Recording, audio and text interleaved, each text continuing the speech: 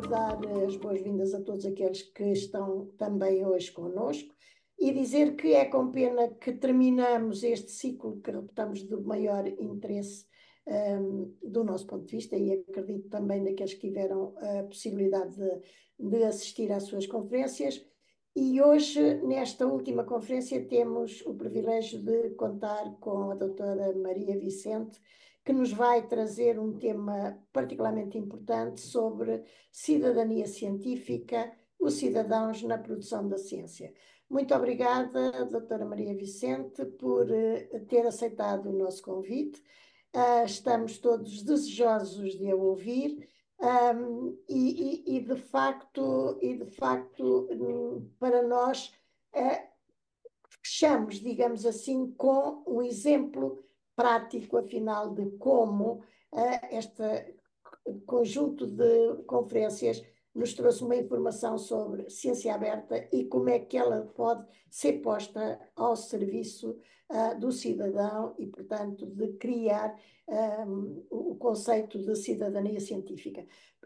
Eu digo, no entanto, que este curso que teve estas 4 conferências só foi possível porque o Dr. Pedro nos deu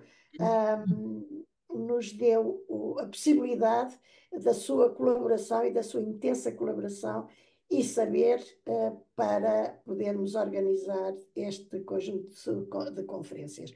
Por outro lado, também eu gostaria de agradecer ao Diário de Notícias, que, como sabem, se encontra numa situação bastante difícil, mas que nem por isso deixou de colaborar com o Instituto de Altos Estudos, fazendo as entrevistas aos nossos conferencistas e também hoje, em particular, a doutora Maria Vicente, cuja entrevista é do conhecimento de quem consultou ou o Diário de Notícias físico ou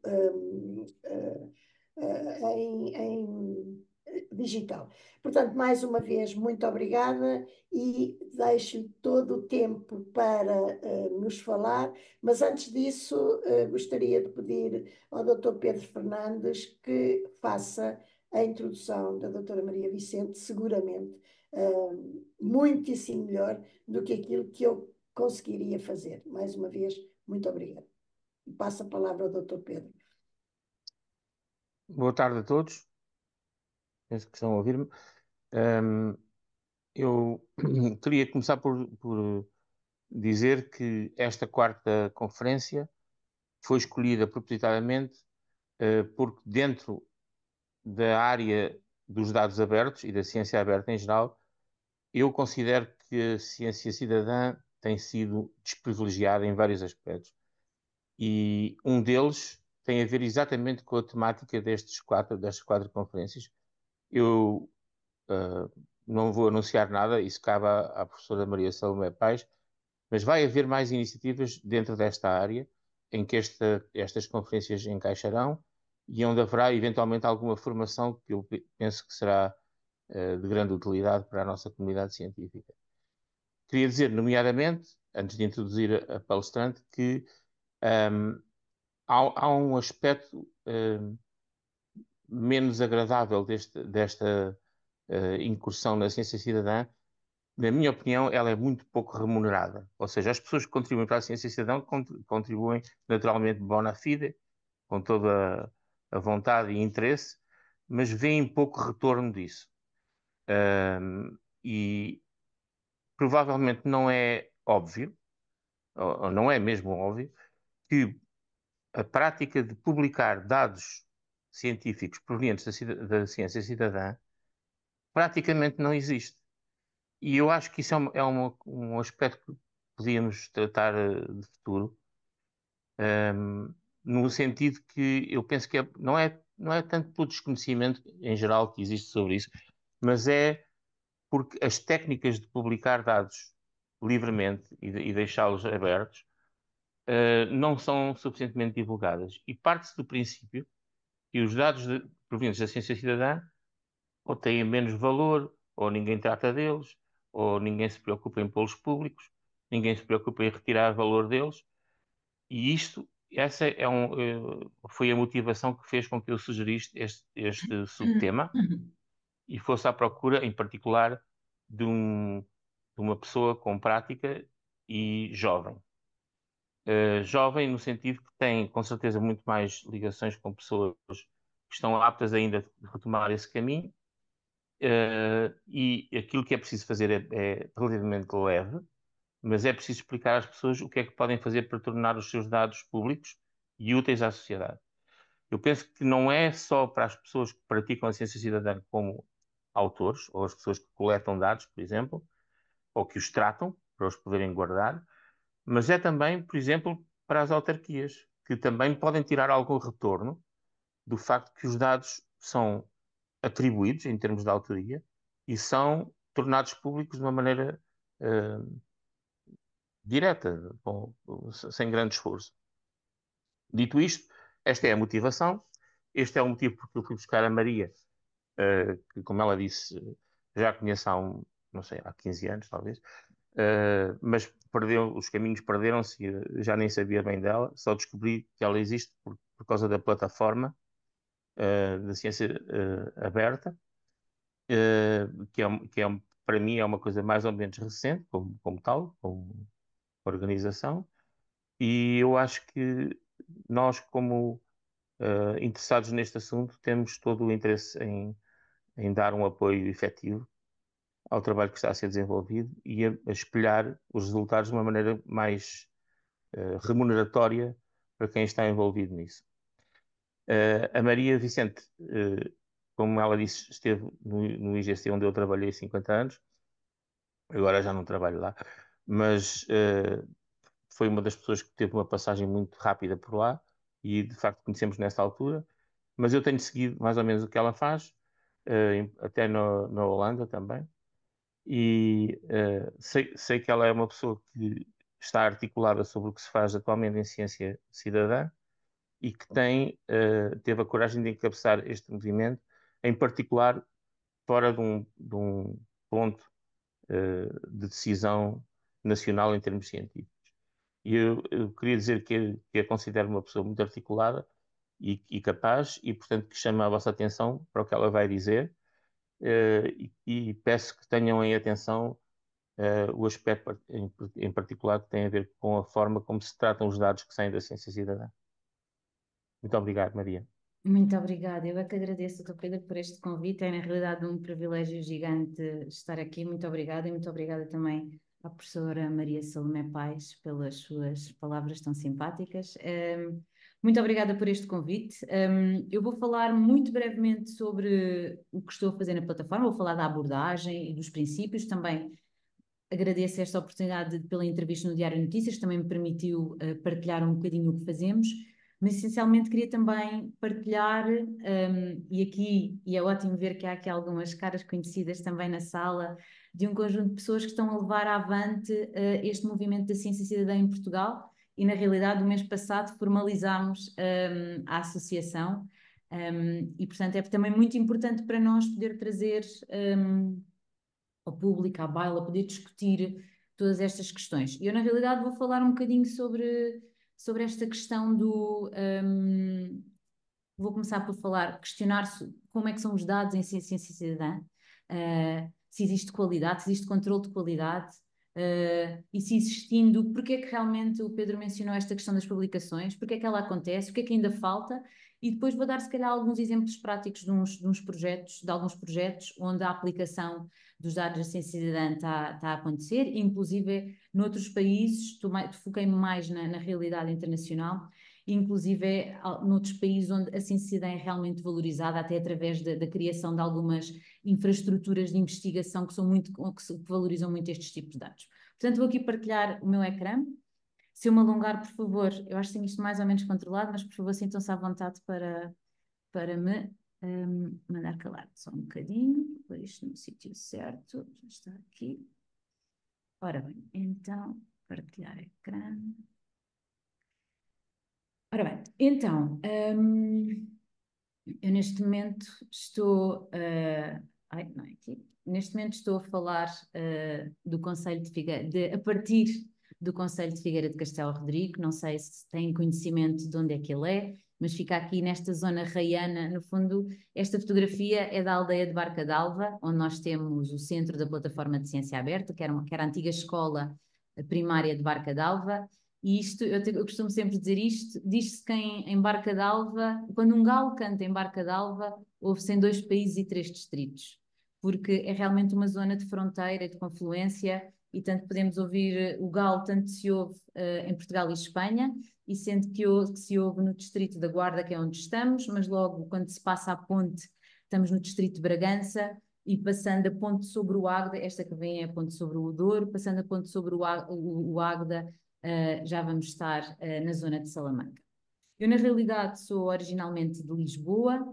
Como o Pedro disse, nós cruzámos-nos no Instituto Gulbenkian de Ciência, porque eu, na altura, fazia parte do programa de doutoramento da Fundação Champalimaud, onde fiz doutoramento em processos de tomada de decisão.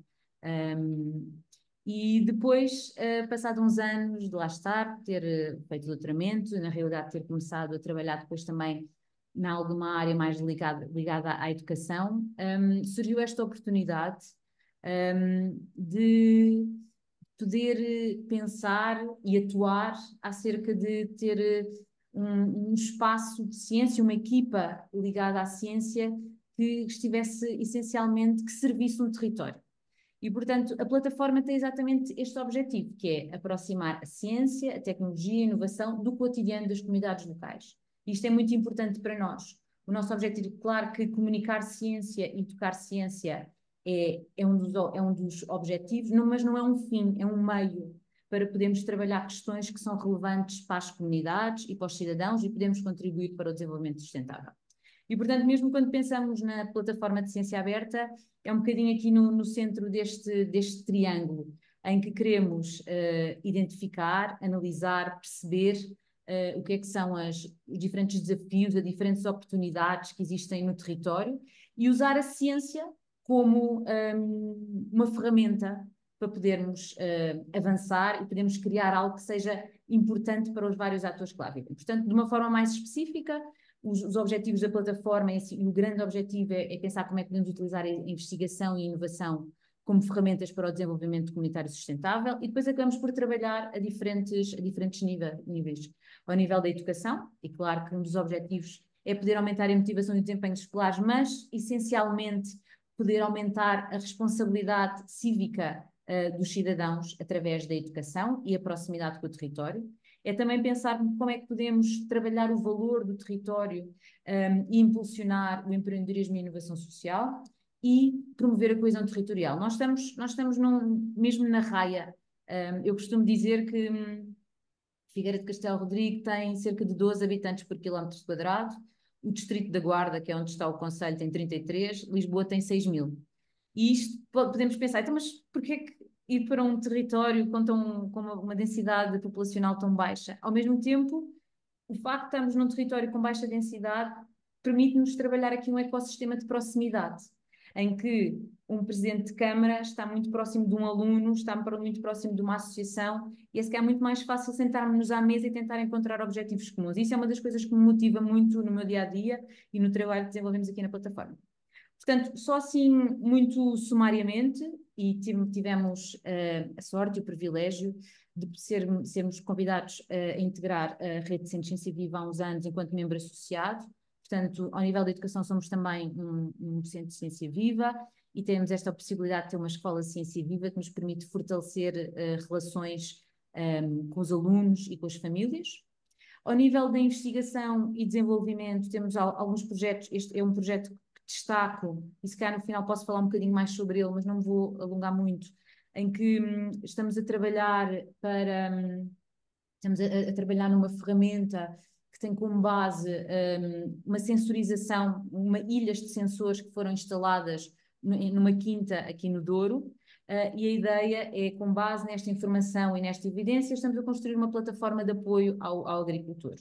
Qual é que é o papel da plataforma nestes processos, não é? Eu venho das neurociências, a nossa equipa também não é especialista em agricultura ou em tecnologia, é na realidade incluir o utilizador final nos processos de investigação e garantir que depois, quando acabamos o trabalho, existe uma implementação efetiva, e o facto de nós sermos um município, fazermos parte de um município, isso também nos oferece muitas possibilidades. No final, se houver tempo, poderei falar um bocadinho melhor sobre isto.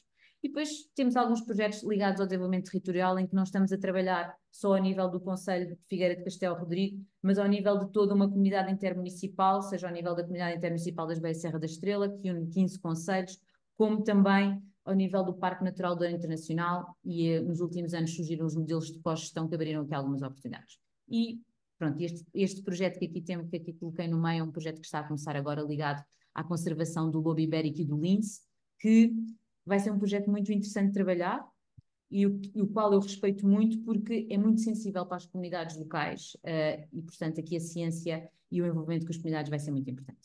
Ora bem, então vamos começar então aqui com a questão da ciência cidadã, e a ciência cidadã para mim é um tema que me é tão importante, porque acima de tudo eu sinto que para nós a ciência cidadã é uma necessidade.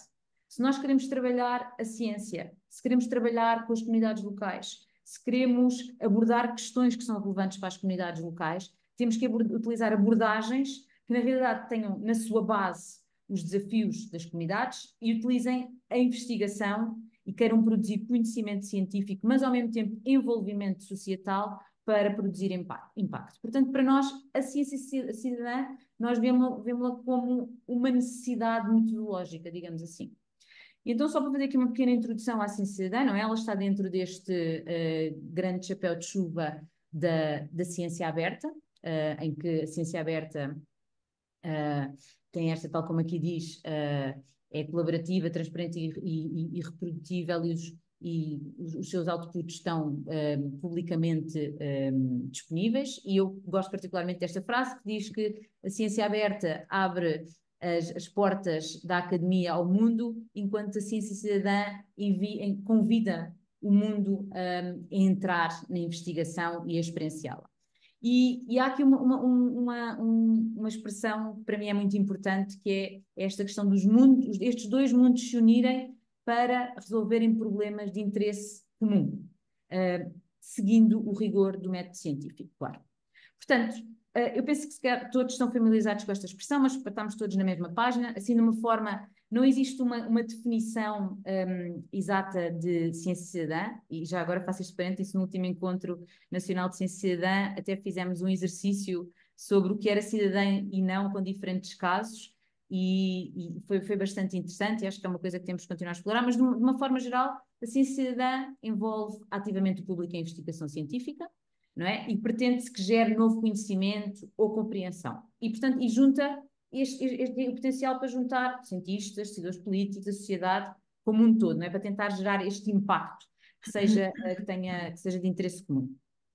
Há uns anos, a Associação Europeia de Ciência Cidadã formulou estes 10 princípios, que continuam a ser os pilares da ciência cidadã. Há cerca de 2 anos, não estou em erro, foram também formuladas estas características da ciência cidadã, porque efetivamente a ciência cidadã, como eu mencionei, é algo que abarca muitas áreas do conhecimento, muitas abordagens metodológicas, muitas diferentes participações, formas variadas de participação, mas estes princípios continuam a ser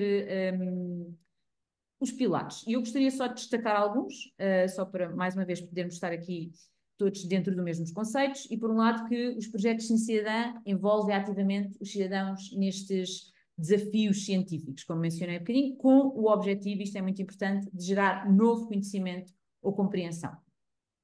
E, portanto, o segundo, o princípio, deriva exatamente deste primeiro, que diz que os projetos de ciência cidadã têm que ter um resultado científico genuíno.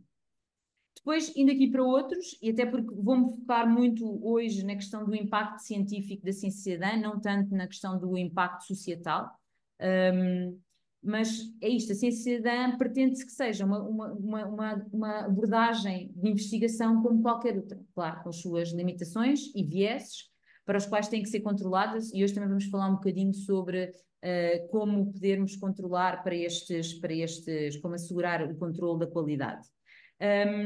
E há esta outra questão importante, não é? Tanto também dentro do chapéu de chuva da ciência aberta, pretendemos que os dados e os metadados estejam disponíveis de forma pública para que possam ser reutilizados, possam ser integrados até com outros datasets para poderem ser, para se poder criar nova investigação e novo conhecimento.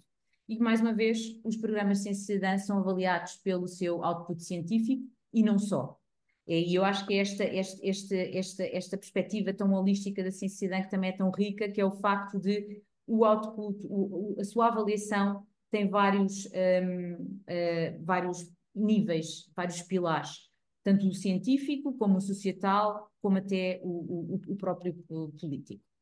Ora bem, então, já agora, como eu estava a mencionar no início, eu faço parte da plataforma de ciência e cidadã, mas em 2017 tive a oportunidade de conhecer um grupo de pessoas muito, muito interessante, que tinham começado de forma informal a Rede Portuguesa de Ciência e Cidadã.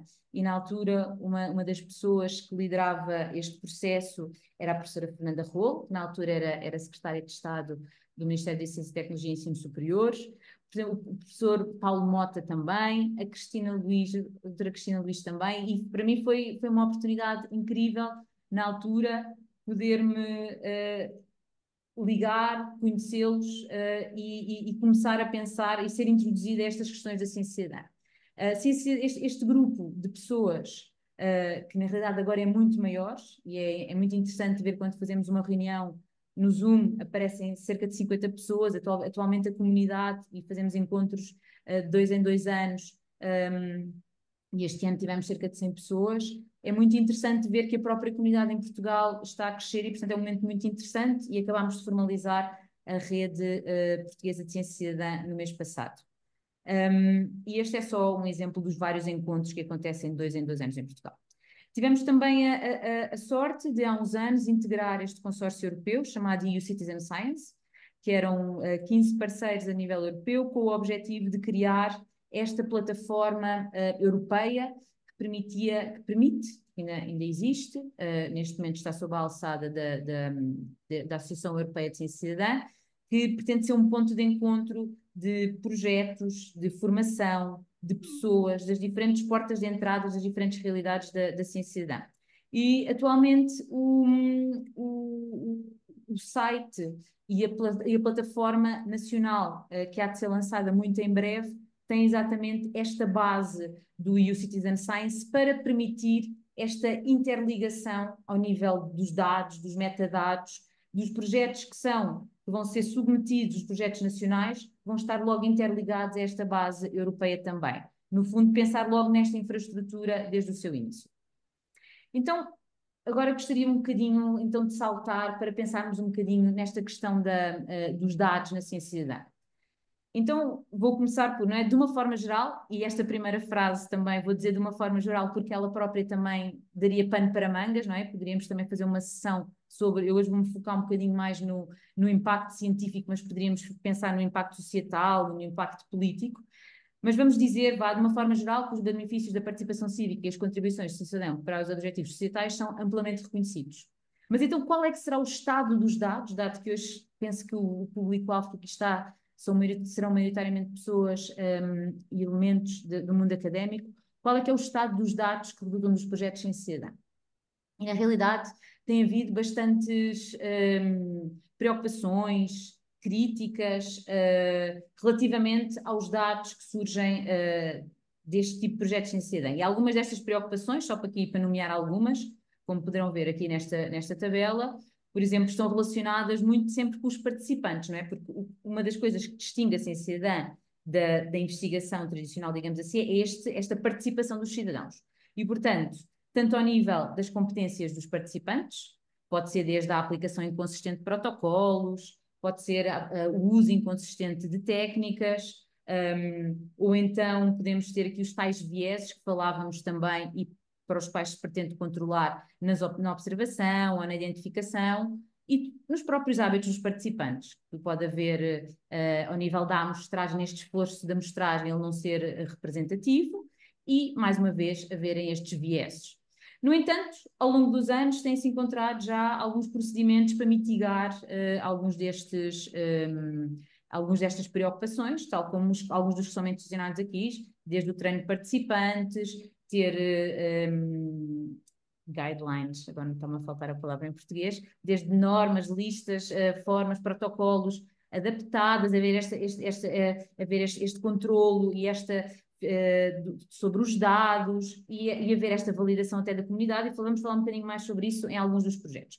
Portanto, mas é importante dizer que realmente há preocupações associadas quando temos os participantes, não é? Que se não são profissionais na investigação que estão a ser desenvolver, é compreensível que haja este tipo de preocupações. E hoje vou começar por, em termos do outline da minha apresentação, portanto, vou começar por tentar ver convosco o que é que dizem os estudos de ciência cidadã e a análise de estudos de ciência cidadã em termos de formas de poder garantir a qualidade dos dados, o que é que se diz, e depois vamos ver algumas aplicações destes dados. Então eu vou começar aqui por um estudo que foi feito pelo International Science Council, um task group on Citizen Science Data, em que eles selecionaram, neste caso, 36 projetos de ciência cidadã, todos eles com um grande objetivo de tentar capturar diversidade, tanto em termos de temas, em termos de área do escopo geográfico, localização, tipo de coleta de dados ou análise de dados, ou mesmo em termos de modelo de governança. E o que eles queriam perceber era, em termos, portanto, da garantia da qualidade dos dados, o que é que acontecia com estes projetos. E este gráfico que estamos a ver aqui no eixo do X, temos então os métodos de garantia de qualidade dos dados e controle de qualidade dos dados, e no eixo dos Y temos o número de casos, e o que vemos é que a grande maioria destes projetos reportou, isto era self-reporting, digamos assim, mostrou que quase todos eles, pelo menos, usaram um ou mais métodos de garantia de qualidade do controle dos dados, e 56% usaram 5 ou mais métodos. Isto, nos últimos anos, por acaso, tem havido alguns estudos disto, e agora mostro-vos mais um. Neste caso, foi um inquérito online que foi feito à comunidade de ciência cidadã de mais do norte da Europa, onde, na realidade, as práticas de ciência cidadã já são bastante vigentes e fazem bastante parte de algum cotidiano da investigação e ao nível societal também.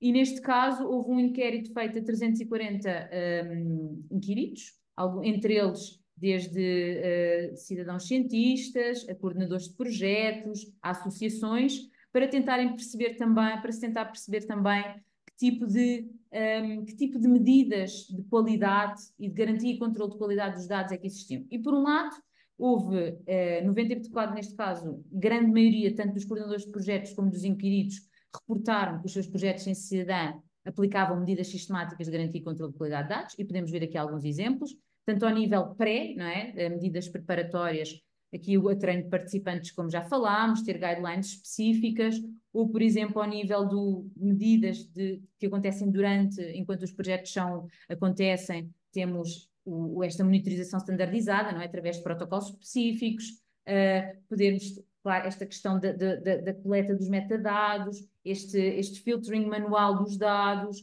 termos repetidas amostragens, ou pensar até em medidas retrospectivas que podem ir entre qualquer uma das que falámos, desde a normalização dos dados com dados estatísticos, dados de filtering automáticos e por aí fora. Portanto, efetivamente tem havido um esforço bastante grande da comunidade que pratica ciência cidadã em aplicar medidas de garantia e controle de qualidade dos dados.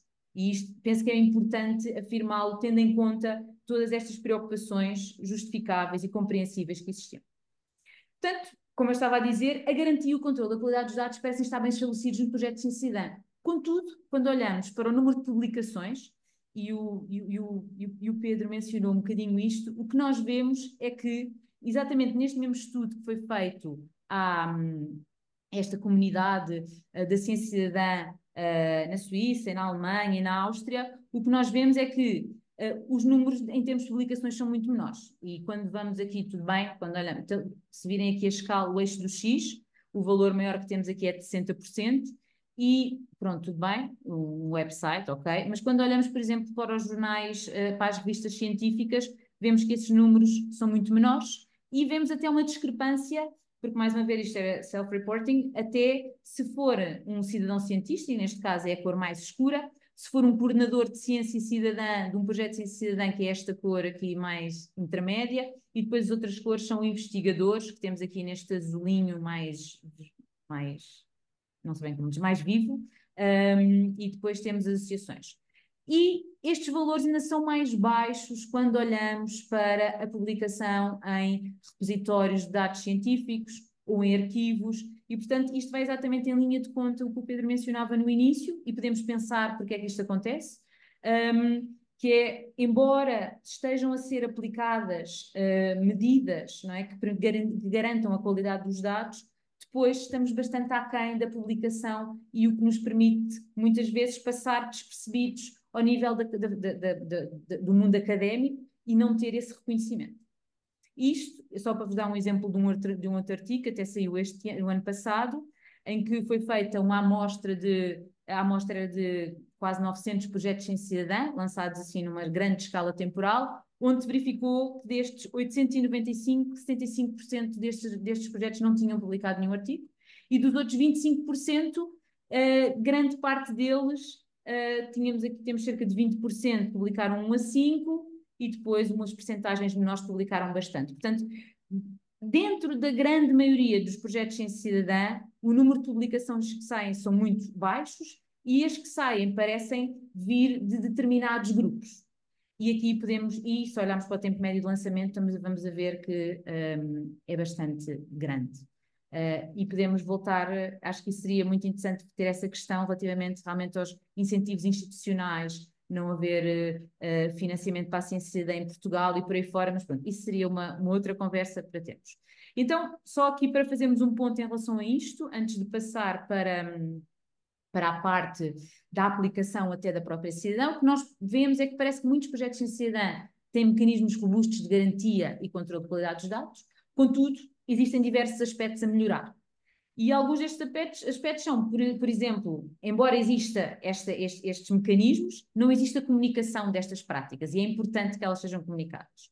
Ou então temos a questão do armazenamento, da gestão e acesso aos dados. Verifica-se que muitos projetos até empregam estes mecanismos de controle de qualidade dos dados, mas depois poucos proporcionam acesso fácil aos dados abertos. E, portanto, pensando outra vez nos princípios da ciência cidadã, temos aqui este acesso aos dados não está a acontecer. Ou então podemos pensar na questão da gestão dos dados, que é fundamental, não é? A questão das normas de metadados, como é que estes metadados, se não estiverem organizados e geridos, nunca poderão ser cruzados. Mas aqui é importante também mencionar que isto não acontece só ao nível da ciência cidadã, e se calhar se pensarmos ao nível de outros projetos académicos que não sejam só a ciência cidadã, eu acho que poderíamos fazer exatamente estas mesmas afirmações. Portanto, esta questão da ciência aberta e dos mecanismos associados à ciência aberta para que haja abertura dos dados, replicação, integração, não é só na ciência cidadã que não está a acontecer. Mas esta questão por exemplo, dos metadados é realmente importante, porque se eles forem utilizados apenas numa pequena parte dos projetos, então isso faz com que esta questão da reutilização dos dados passa a ser muito difícil, porque não deixamos de os poder integrar. E, como estávamos a mencionar antes, as taxas de publicação de dados e de resultados estão muito abaixo dos objetivos científicos. Isto realmente é um problema, porque se isto não acontecer, como menciono aqui, os esforços da ciência cidadã poderão nunca vir a ser reconhecidos formalmente pela comunidade académica. Peço desculpa. E como vimos há bocado também naquele gráfico acima, não é só a questão das publicações, mas também a partilha de dados via arquivos científicos e repositórios também ainda não é uma prática comum na comunidade científica, na comunidade de ciência cidadã, mas mais uma vez, se cá também não acontece na comunidade de investigação no geral, não é? Portanto, temos aqui se calhar um problema, não sei se é um problema que lhe quer chamar, mas um desafio ao nível da própria comunidade de investigação, eventualmente.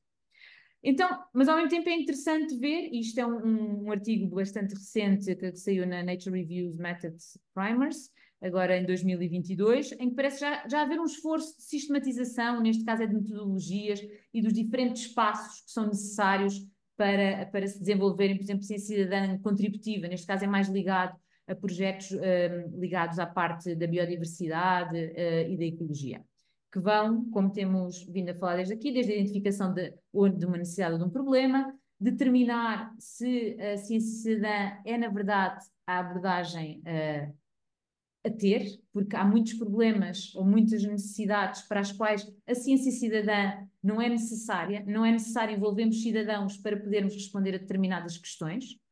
Depois a questão do desenho de projeto, a construção da comunidade, o gerir os dados, e isso é importante que esteja logo definido desde o início para que depois possa haver essa abertura e essa integração, e a avaliação do projeto. Eu, na realidade, posso dizer que, e agora vou até confessar algo que ao nível da ciência cidadã na plataforma de ciência aberta não correu bem. Nós há uns anos, nós estamos aqui, como eu mencionei no início, estamos mesmo junto aqui ao Rio Douro, e numa aldeia ou que tem poucas centenas de habitantes, recebe centenas de milhares de turistas todos os anos, porque Barca d'Alva é a última estação dos cruzeiros do Douro. E não é só aqui que acontece, mas em toda a linha dos cruzeiros existem descargas de águas residuais e de combustível, e estando num local tão pequeno, isto também leva aqui a vários desafios em termos de gestão de resíduos e disponibilidade da própria área. E com isto, eu não quero dizer que eu não sou de todo contra o turismo, pelo contrário, mas é importante estarmos conscientes destes assuntos para podermos encontrar um desenvolvimento que seja positivo para ambos os lados.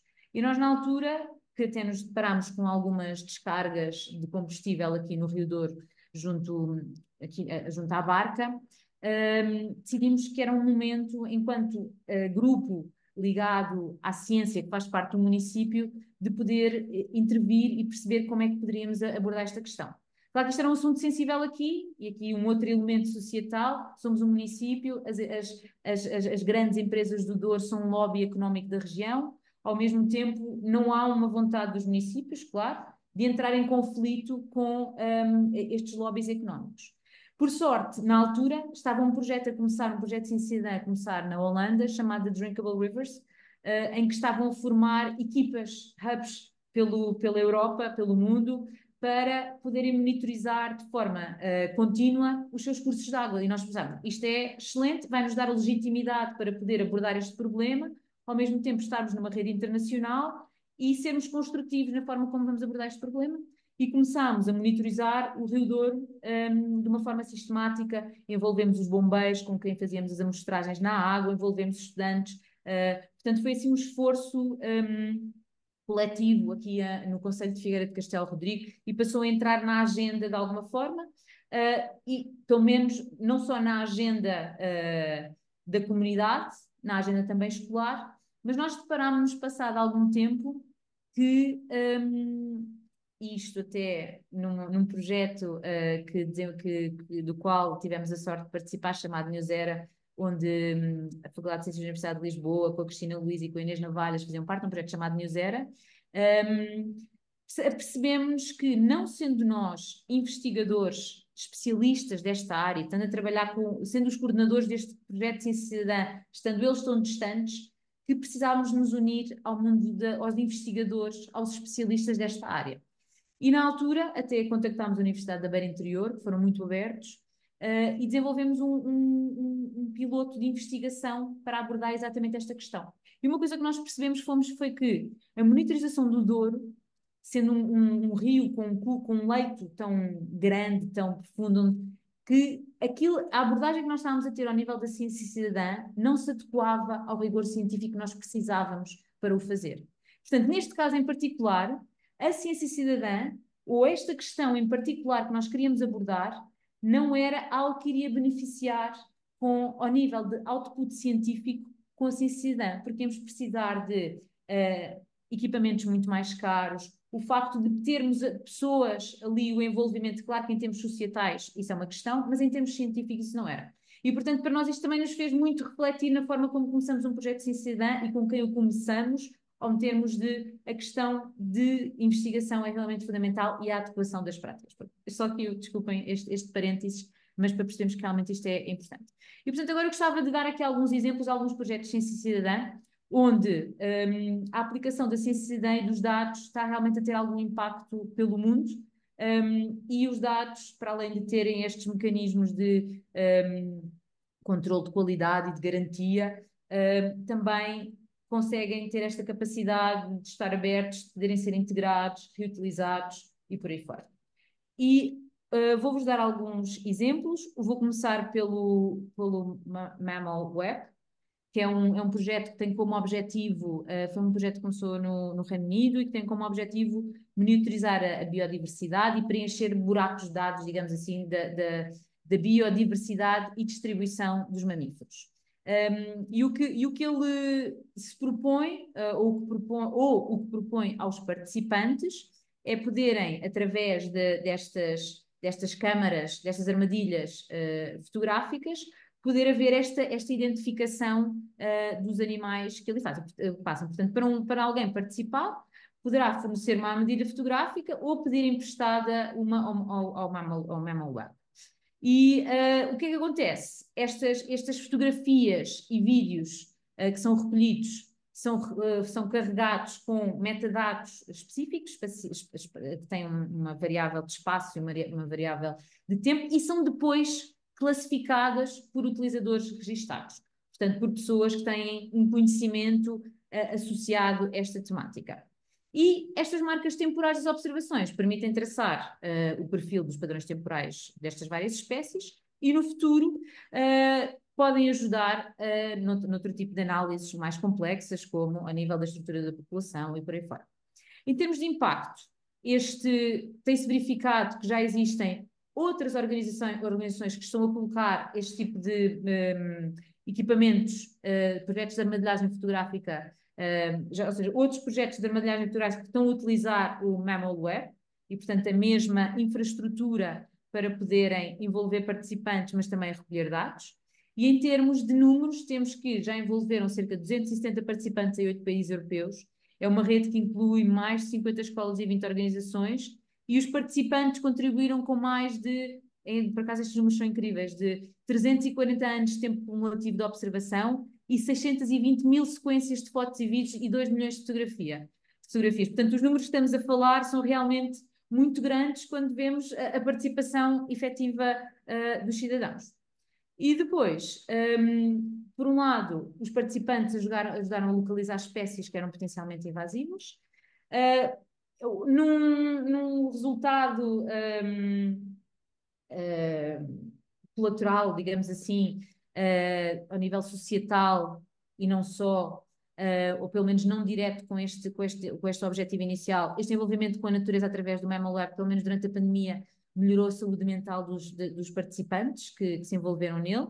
E temos ainda, e isto também é interessante, que algumas das pessoas que participaram neste tipo de projeto depois iniciaram de forma independente outros projetos e que já tiveram algum impacto local, neste caso levou à declaração de uma reserva natural local. Só para dar um exemplo.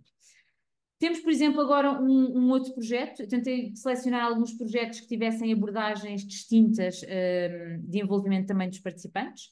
E neste caso temos um projeto que está ligado, que se chama de Urbamar e que acontece na zona de Barcelona,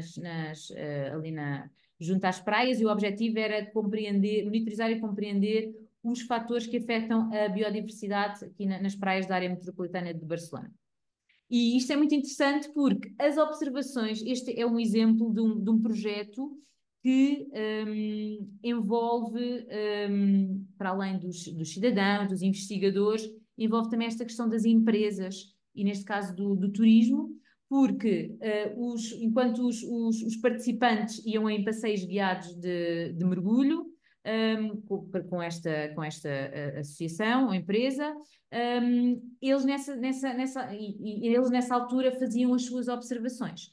Estas fotografias eram depois de recolhidas, eram então adicionadas a uma plataforma online e depois temos então a tal validação, não é? Os tais mecanismos de controle de qualidade, porque a revisão depois era feita por um técnico do Instituto Marinho e os dados eram analisados por investigadores.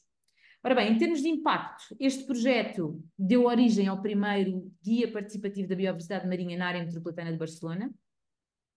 É muito interessante que ele permitiu fornecer um conjunto de dados que não existiam acerca de uma zona da biodiversidade, acerca da biodiversidade marinha nestas águas costeiras urbanas de Barcelona. A própria Câmara Municipal de Barcelona compreendeu o valor deste tipo de investigação e de dados e de outputs científicos, e não só, mas científicos, nós estamos a falar agora, que os incluiu como parte dos resultados de uma nova componente marinha no seu Atos da Biodiversidade de Barcelona. E como eu dizia há bocadinho, é um exemplo muito bem sucedido de um modelo de inovação, neste caso de uma hélice quíntupla, não é? Em que envolvemos aqui todos estes diferentes atores, estes diferentes stakeholders. E teve este impacto também bastante grande ao nível da percepção social da biodiversidade marinha do ambiente urbano. Portanto, acho que é um projeto bastante interessante, tanto na sua forma de implementação, como depois no tipo de impactos que acabou por ter. Depois temos aqui este outro outro projeto que eu confesso que não conhecia e que já fiz até download dele e espero começar a participar nele agora muito em breve, que é sobre acerca da utilização e ocupação do solo na Europa e desta recolha de observações terrestres, é o que se pede. Mas tem aqui uma componente que é muito interessante, porque esta utilização e ocupação do solo na Europa era feito por este Land User Cover Area Frame Survey do Eurostat, que era mais dispendioso, claro, no entanto, tinha a garantia de qualidade. E um dos objetivos deste projeto era perceber se realmente o envolvimento dos participantes e se as suas observações poderiam levar a dados que tivessem uma qualidade tão elevada como aquelas que eram implementadas por este survey, e ao mesmo tempo ter um custo mais baixo e uma frequência temporal e espacial maiores. E neste caso o que acontece é que, e se fizerem o download aqui desta aplicação, os participantes são convidados a visitar locais específicos, a tirar fotografias e a responder a algumas perguntas. E depois, mais uma vez, temos a questão aqui da validação dos dados. Temos cientistas profissionais que verificam a qualidade da observação e, muito importante, porque era um dos objetivos deste projeto, vão compará-los aos dados deste tal survey que tinha sido feito, que é feito pelo Eurostat. E depois tem uma outra componente que é muito importante, o que se pensa que é muito importante, que é o facto de os cientistas darem logo esta onda, este feedback contínuo logo a seguir aos próprios participantes, com mensagens personalizadas. Claro que isto requer que haja pessoas e recursos humanos dedicados a isto, mas que permite também os participantes terem uma noção acerca dos seus dados e como é que os poderão melhorar. E, portanto, em termos de resultados, isto mostrou que esta aplicação, este projeto Ciência Cidadã, o PhotoQuest, pode complementar, de facto, o Lucas, não é? Este tal survey da Eurostat, e que demonstra benefícios económicos e científicos. Por um lado, o custo é muito menor e, por outro lado, temos esta possibilidade de fazer uma amostragem com uma abrangência geográfica e temporal muito maiores. E depois, aqui neste caso, os dados também estão abertos gratuitamente neste repositório de dados, e também há um artigo científico, e ilustra também um bocadinho dentro deste tipo de mecanismos que temos que utilizar e que são importantes para prender os cidadãos, porque um dos problemas também associados à ciência cidadã, muitas vezes é o envolvimento dos próprios cidadãos e dos voluntários, que muitas vezes esmorece com o tempo. E utilizando muitas vezes este tipo de técnicas, sejam elementos de gamificação. Houve uma altura num survey que eles fizeram inicial que havia até um incentivo específico, havia até uma remuneração pequena, mas que fazendo por vários sítios acabaria depois por ser significativa. Haver este feedback direto dos peritos, isto é algo que pode realmente afetar a motivação dos participantes e é importante ter em conta quando se está a envolver os participantes. Por último, quero-vos só dar um outro exemplo. E este exemplo, eu acho que ele é interessante, é um exemplo que acontece nos Estados Unidos, em que o objetivo era revelar esta distribuição de árvores insalubres e fazer uma correlação com as alterações climáticas. E o que este projeto, eu penso que tem interessante, não sei se todos têm conhecimento do que é a plataforma iNaturalist. É uma plataforma que permite para onde... Imaginem que se eu tiver esta plataforma no meu telefone, eu estou na natureza e eu posso tirar fotografias da biodiversidade, posso fazer o upload. É uma plataforma que já está já existe há muitos anos, existe a própria validação dos dados, é feita pela própria comunidade, que confirmam se a identificação que foi feita está correta ou não. Toda esta questão da acessibilidade e da usabilidade é algo que também já está bastante testado. Mas uma das coisas e há vários projetos ligados à biodiversidade e à monitorização da biodiversidade que neste momento estão instalados nesta plataforma. E uma coisa que é interessante com este projeto é que eles aliaram esta questão do iNaturalist e dos dados que são partilhados no iNaturalist com outras ferramentas, neste caso ligadas à parte mais ambiental. Portanto, temos estes dados do iNaturalist são depois combinados com dados ambientais auxiliares. E isso é algo que não é muito comum de ver e poderá ser algo que poderá ser mais explorado. E pronto, e mais esta questão a nível da motivação, como motivar as pessoas a estas atualizações mensais de investigação que são enviadas para os participantes, de modo a aumentar a transparência e a progressão e o progresso do próprio projeto. Em termos de impacto, como eu vos digo, é uma abordagem muito interessante de combinação de dados ambientais com dados empíricos, e até em abril de 2022, foi quando o artigo falava sobre ele, tinha estes dados, mais de 1.400 observações de quase 200 participantes foram recolhidas para o projeto. Pronto, portanto, esta questão desta combinação de dados também é muito interessante. Por último, não é um projeto de ciência cidadã, mas gostava só de mencionar esta questão das infraestruturas de investigação. E o que são estas infraestruturas de investigação? A Comissão Europeia define como instalações que fornecem recursos e serviços para apoiar a investigação e inovação em grande escala. Ou seja, se pensarmos nisto do ponto de vista da biodiversidade, no fundo estas infraestruturas de investigação são definidas como um conjunto de ferramentas e serviços que permitem, no fundo, agregar dados e fazer com que eles depois estejam disponíveis para os utilizadores num grande volume. E, portanto, permite ampliar o valor de pequenos projetos em cidadã, não é? Porque permite agregar vários tipos de dados, desde os observacionais, bioacústicos, genéticos, por aí fora, e ao mesmo tempo, seguindo, mais uma vez, mas é importante toda esta questão da gestão de dados e de metadados, permite eliminar as principais barreiras de dados fechados e em silos, tornando-os, portanto, abertos e acessíveis.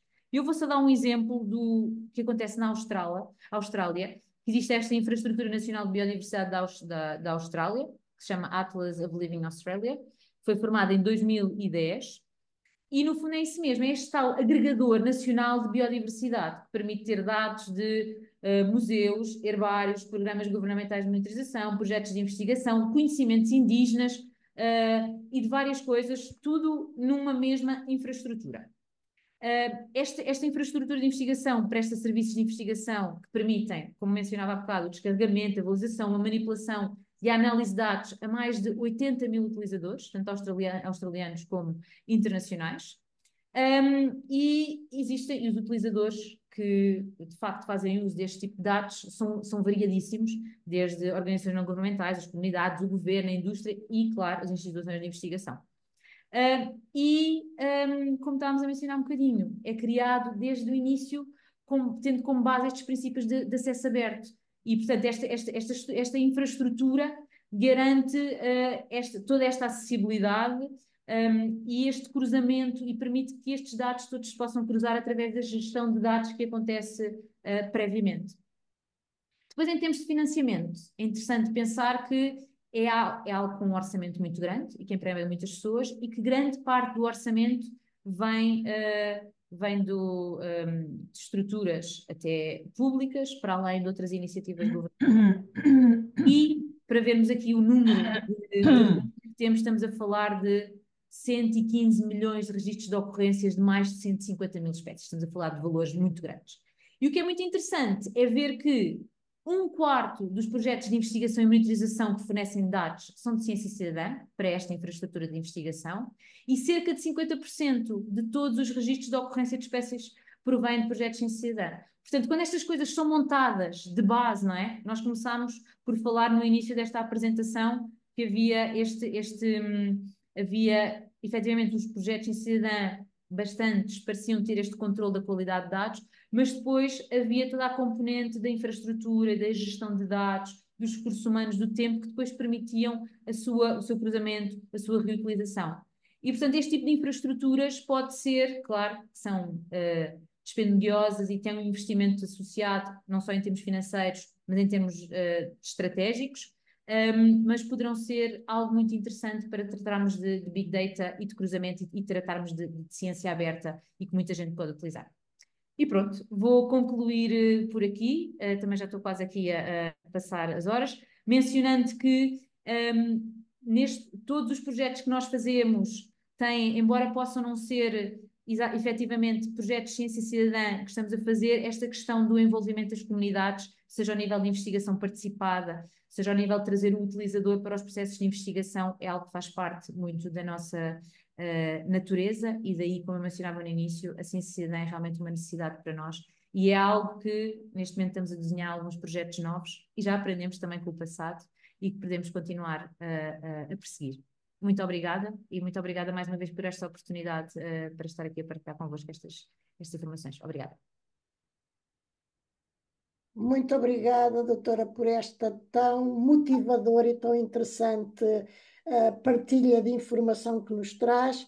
E, no fim de contas, sobretudo olhando para este último slide que nos mostrou, é curioso ver que praticamente, quando falamos em dados obtidos e em podemos assim ver os dados sobre a biodiversidade, por exemplo, é maior a contribuição, ligeiramente maior a contribuição através de projetos de ciência cidadã do que dos próprios projetos, digamos assim, de investigação.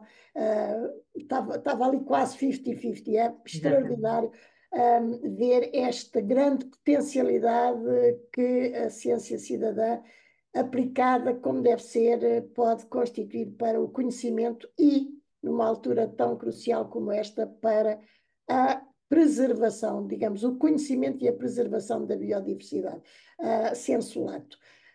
Mas eu não quero monopolizar, porque estaria aqui a querer continuar a conversar consigo ao longo de muito tempo, mas eu só queria perguntar uma coisa, mas isso é prático. Como é que um cidadão adere a estes projetos ou pode ser integrado nestes projetos de ciência cidadã? Digamos assim, qualquer cidadão,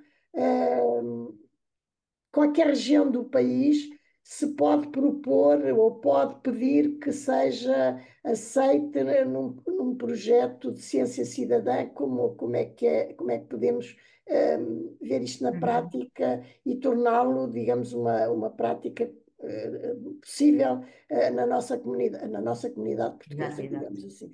Sim, isso é uma ótima questão, e claro que diferentes projetos têm diferentes necessidades, não é? E há projetos de ciência cidadã que podem acontecer de uma forma localizada, ou seja, em termos espaciais, podem acontecer numa determinada região, numa determinada zona, e portanto é mais fácil, digamos assim, que sejam pessoas daquele lugar.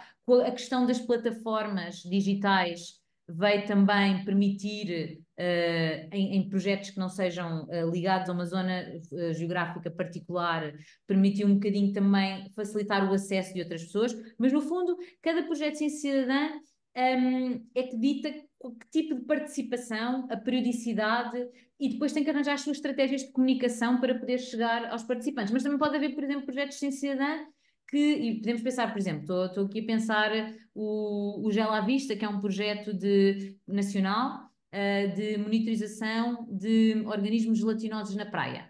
Existe uma aplicação, a pessoa pode, quando está a fazer os seus passeios na praia, não é? Que há todo um conjunto de guidelines e de procedimentos para o poder fazer, mas estando naquele momento e tendo observado, tem essa aplicação e pode contribuir. Para dar um exemplo muito específico de algo que poderá acontecer desde que a pessoa esteja na praia, digamos assim.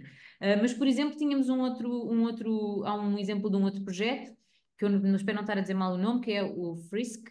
Inês, tu conheces bem, se eu estiver a errar o nome diz-me, que é um projeto ligado à monitorização de espécies invasoras de peixes. E neste caso, um dos públicos-alvo eram os pescadores, muitos deles pescadores amadores, porque têm conhecimento do rio, das espécies, e, portanto, havia uma comunicação muito mais direcionada para esse tipo de participantes. Portanto, cada participante, conforme a questão de investigação, as suas necessidades metodológicas, logísticas, vai ter identificado os participantes e este tal projeto que eu falei, até onde participei que foi coordenado em Portugal pela Faculdade de Ciências da Universidade de Lisboa, pela Inês que está aqui e a Cristina Luís também está ali, agora estou a vê-la.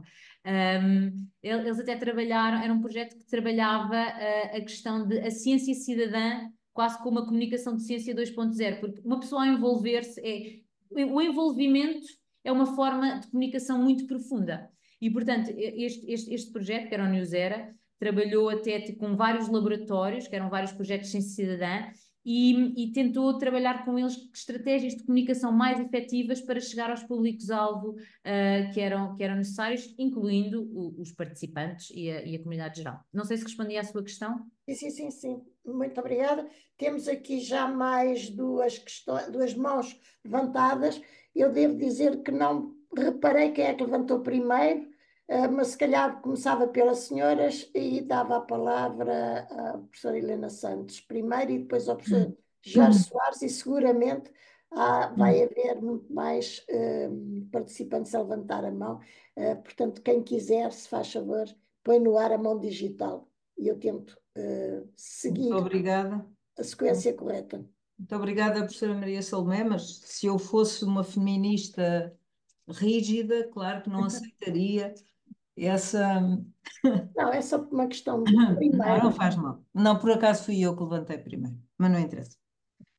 Eu devo dizer que eu gostaria de agradecer, realmente acho um assunto muito interessante, que eu conheço muito mal, e acho que penso que seria todo o interesse para que a Academia tivesse mais sessões sobre este tema, para divulgar, porque, porque realmente acho que é pouco conhecido e eu gostaria de saber muito mais. Eu, como cientista da era dos dinossauros, há uma questão que eu tenho, que é sobre a disponibilidade de cientistas profissionais para se envolverem nestes projetos, porque, como é óbvio, todos nós sabemos, ou nos lembramos de que a vida de cientista é uma vida com muito pouco tempo livre, e isto, com certeza, precisa de uma coordenação importante. Além disso, parece-me a mim que seria uma iniciativa, penso, não sei muito bem se são as escolas os principais alvos, etc., mas penso que isto seria muito bom para cidadãos chamados idosos, portanto, mas digamos maiores do que 60 anos ou 65, que muitas vezes não têm nada para fazer e que estão deprimidos, de facto, de serem envolvidos nestes projetos, mas no meu entender, de modo voluntário, porque eu acho que se há, digamos, uma remuneração associada, acho isso um bocado estranho. E de resto, só, por exemplo, um dos projetos que eu acho que seria muito importante e que muitas comunidades locais são sensíveis, e eu, como tenho uma casa numa aldeia, sou bastante sensível a isso, é, por exemplo, a presença de poluentes e de cheiros desagradáveis, etc., que realmente incomodam toda a gente e que são, acho eu, seriam um bom motivo para que os cidadãos aderissem. Sim, sem dúvida. Acho que levantou aí vários pontos bastante importantes e sensíveis, começando pela questão dos cientistas, e eu acho que até há pessoas aqui nesta sala muito mais qualificadas para falar sobre isto do que eu, mas efetivamente não existem incentivos institucionais nem financeiros à prática de ciência cidadã dentro das unidades académicas, não é?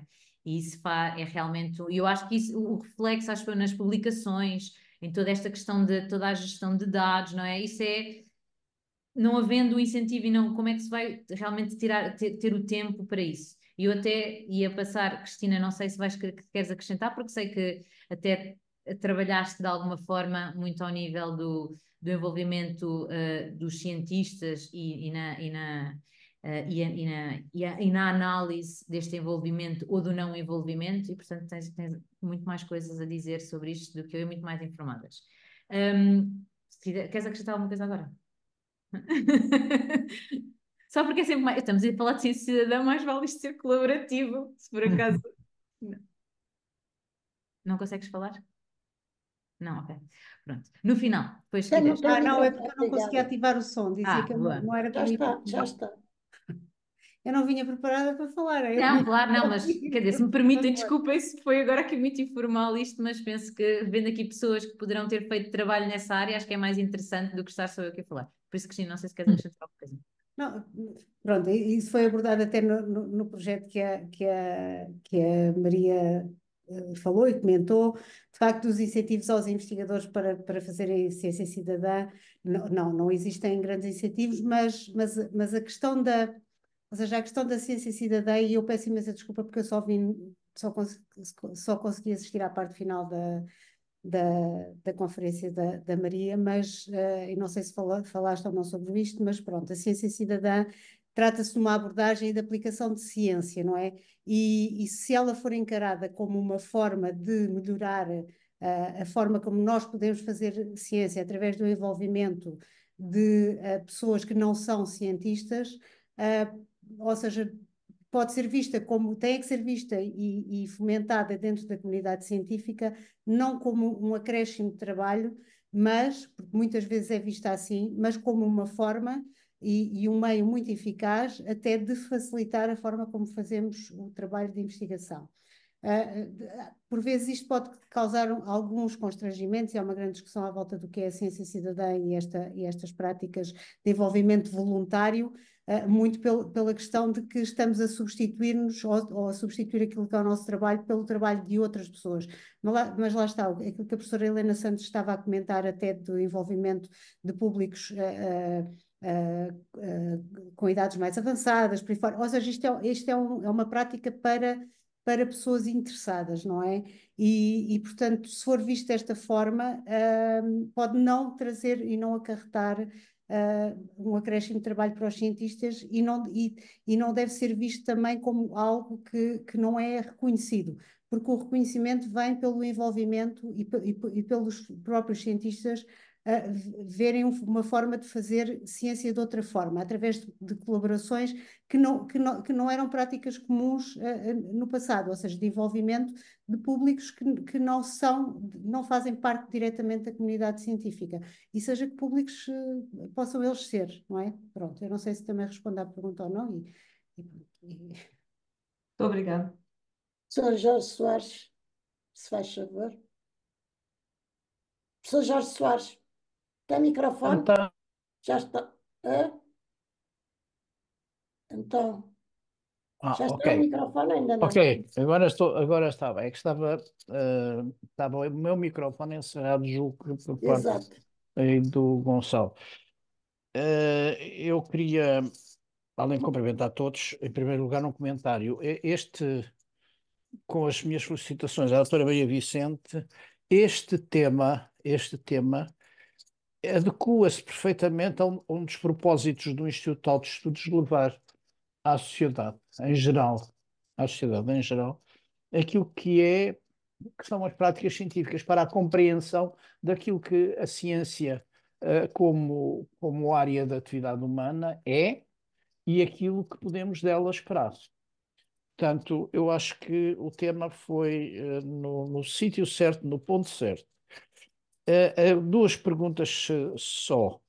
A primeira é se há, sobretudo em países com mais projetos, se há alguma ideia do impacto na literacia científica dos cidadãos, porque este é um problema sério das sociedades em geral. Vimos isso durante a pandemia e a vacinação, etc. Portanto, as pessoas acreditarem na ciência e terem alguns instrumentos que lhes permite compreender aquilo que a ciência dá. Essa era a primeira questão. A segunda é se nos projetos as pessoas que colaboram são sobretudo, eu tenho a ideia que são sobretudo jovens, não sei porquê, serão predominantemente jovens, são mais entusiastas, mais generosos. A professora Helena Santos estava a conduzir isto para os mais velhos, assim, sob uma forma de terapêutica ocupacional que é capaz de ser útil, ninguém se ter lembrado disso, não é? Portanto, estas eram sobre a idade que motiva a participação e o impacto na literacia científica. Muito Até obrigado. vou começar. Muito obrigada eu por todos os comentários e pelas questões. Se calhar até vou começar pela segunda, só porque é se calhar mais fácil de responder. Que é, na verdade, os séniores. Vou só dar um exemplo. Nós fizemos o Encontro Nacional de Ciência e Cidadã agora em novembro passado e houve a última sessão do encontro.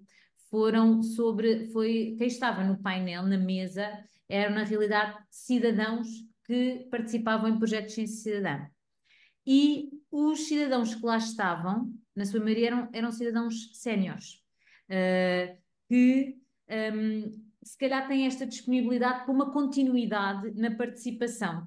Porque se calhar mais uma vez, eu chamo as pessoas que queiram intervir e queiram acrescentar coisas à minha resposta, até porque os cidadãos jovens, efetivamente pode haver uma participação, se calhar, eu até diria que se calhar não é tão continuada, pode haver um entusiasmo e uma participação mais pontual, e através das escolas, e aí temos uma outra componente, porque a partir do momento em que a participação também acontece via escolas, aí estamos a falar de uma forma diferente, porque até muitas vezes se discute porque não é participação completamente voluntária, é até num âmbito de uma atividade escolar, e isso às vezes é um tema de discussão. Mas vemos que, pelo menos do ponto de vista de participação continuada, se calhar os séniores se calhar têm mais disponibilidade para tal. Claro que tudo isto depende, mais uma vez, do projeto de Ciência Cidadã que estamos a falar. E vai haver projetos de Ciência Cidadã que se calhar tenham mais participantes do ponto de vista de jovens. Não sei, por acaso, eu não sei se há estatísticas que mostrem, Cristina, ou mais alguém que conheça essas estatísticas acerca de faixas etárias e de participação e até de níveis de envolvimento e de contribuição. Eu não conheço. Em termos de literacia científica, eu por acaso eu até tive para pôr li um artigo até nos últimos dias, se calhar até se for interessante, depois nós no final agora tivemos de escrever um texto e até acho que podemos se calhar partilhar alguns artigos com os quais nos paremos, que até havia esta questão de avaliar os projetos de ciência cidadã do ponto de vista de impacto científico, societal e político. E aquilo que eu li, também mais uma vez, era através de self-reporting, desculpem a expressão em inglês, e ainda não havia dados ainda concretos que mostrassem esse impacto ao nível da literacia científica. Mesmo ao nível, eu até posso dizer que, mesmo ao nível, eu trabalho muito na questão da educação também, e muito esta questão até da escola aberta, que é as escolas envolverem-se com a sociedade e a sociedade passar a ser um tema na escola. Mesmo aí, até pode ser por questões metodológicas, pode ser porque não acompanhamos os alunos por tempo suficiente, pode ser porque muitas vezes não conduzimos as ações por tempo suficiente. Portanto, eu, pelo menos do meu conhecimento, sinto que ainda não há nada conclusivo que o permita dizer, mas pode ser por questões também da forma como estamos a abordar a questão do ponto de vista da investigação e da própria prática. Obrigado. Obrigada, eu. Dr. Pedro Fernandes, se faz favor. Eu queria intervir muito brevemente. Eu penso que vai ser necessário encerrar esta sessão, mas não é a mim que me compete. Compete encerrar, é a professora Salomé Paz. Mas antes que a sessão termine, sem que isso fique bem frisado, eu gostava de lembrar que as pessoas com quem eu contacto, e não é só em Portugal, em geral, e que participam na ciência cidadã, não funcionam com uma base necessariamente remuneratória. Normalmente nem é remunerado. E uma forma simples e altamente económica por custo zero é exatamente fomentar que os dados que saem da ciência cidadã sejam publicados e que a autoria seja atribuída. Quando eu digo autoria, não estou a falar só dos cidadãos, estou a falar também das organizações que fazem com que isso aconteça. E eu penso que essa ideia pode ser muito polarizadora do valor que é dado a esta atividade e que de outra forma fica um pouco fechado ou localmente nas autarquias ou nas organizações locais. Não é, a meu ver, não é muito valorizado em termos de comunidade científica. Para mim é muito insuficiente.